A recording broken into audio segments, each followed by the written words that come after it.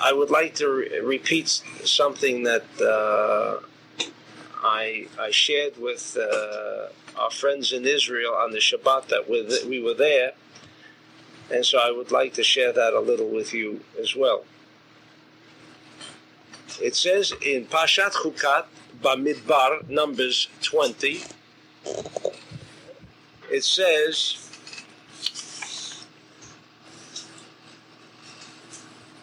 Vayishlach Moshe malachim mikadesh el melech Edom. That Moshe sent messages to the king of Edom and said the following. And they should say, so said your brother Israel. Now, Edom, we know, is, in fact, the last Galut is called, the present Galut is called Galut Edom. This one? This one. It's called Galut Edom. The last one, the most terrible one, that we will learn shortly in the Zohar. And all of a sudden, the message from Moshe is, tell the Melech Edom that so said your brother Israel. All of a sudden, Israel becomes Edom's brother. And what should you tell him? That you know all the troubles that we have experienced in the Midbar, and you know that we went down into Mitzrayim. We were there a long time, and we suffered at the hands of the Mitzrayim. And the pasuk continues, and we cried to Hashem, and He heard our voice, and He took us out of Mitzrayim. Now, what do we want from you? We want the Passover. We will take nothing.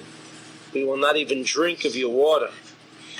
We shall not divert right or left.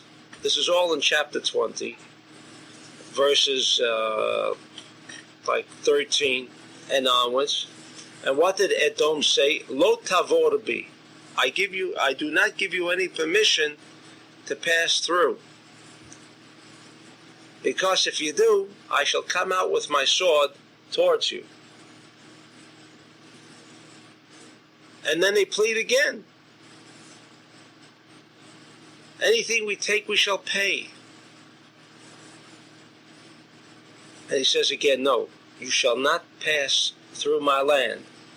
Abayese Edom nikrato, and Edom went out against the Jews. Ba'am kaved b'yad chazaka.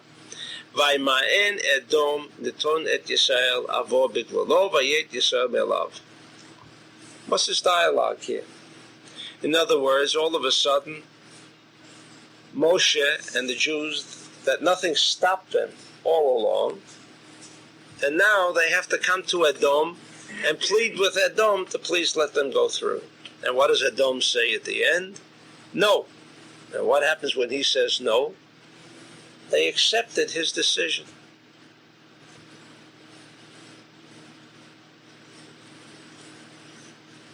So I explained here that actually this is speaking about Zman Yemot HaMashiach, because Balak is a continuation of actually what happened here in these few psukim, which are not understandable. Because Moshe could have wiped these people off with the stroke of any of the Ayin Bet Shemot. I mean, he had no difficulty. The same way as miracles were created by what? By the Shemot, by uttering certain combination of letters. He could have done the same thing here. And here he's got to plead. And they said no, and he accepted their plea. And so let's say a Shoah, that when the Jew came into the camps and he was suffering, he would then come over and plead his case to the Germans, and they refused to listen. They refused to listen. And we know what happened here. Why did not Moshe decide to wipe these people off and go past through the land? Why didn't he do that? Because this is not a story of a war. This is a story of what will happen to the Jew if he continues to behave as he behaved throughout Parshat Chukat, throughout Parshat Balak, that the minute there was something wrong, he didn't have a little water, he forgot everything and said, "Where's water?" Every time he forgot and asked for again and again and again. In other words, he was never satisfied. He was never satisfied. So he's saying here will come a time when you will come to Edom and you are going to plead, but we're brothers. We are human beings like you are. Have mercy. They will have no mercy, because until the Jew learns that he has to have mercy on his own brethren, and unfortunately today we see that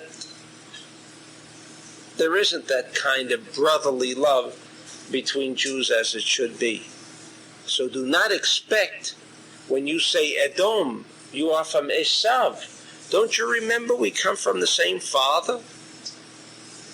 How can you forget that we're brothers? And he will not listen. He will not listen. That's what this is about.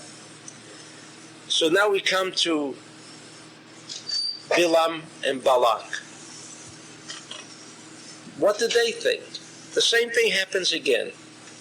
Two nations who have seen everything, have experienced everything, are now prepared to destroy Israel. On what basis? If the greatest nation, the Middle Kingdom, the Egyptian Middle Kingdom, was overthrown by the Jew, and there was no stronger nation ever in history as the Egyptian, what did they think? What did they plan? And how did they, in this entire dialogue back and forth, there's much of it which appears to be even superfluous, but what did they think? How were they going to destroy the Jew in their own minds? So the Zohar explains that we are not discussing, as in Parshat Chukat, a literal explanation that when Edom says, "I will come out with my army and you have to fear me." Why would the Jew have to fear Edom? The answer is because in Zman Yemot HaMashiach, if the Jew does not behave properly, he can't make a move. Nothing is there to support him. Even Moshe could not support these Jews at that moment. They were locked into their own trap. Not the trap of the Germans, not the trap of the Spanish Inquisition, nor the trap of the destruction of the temple. Who brought all this on? They themselves. They themselves.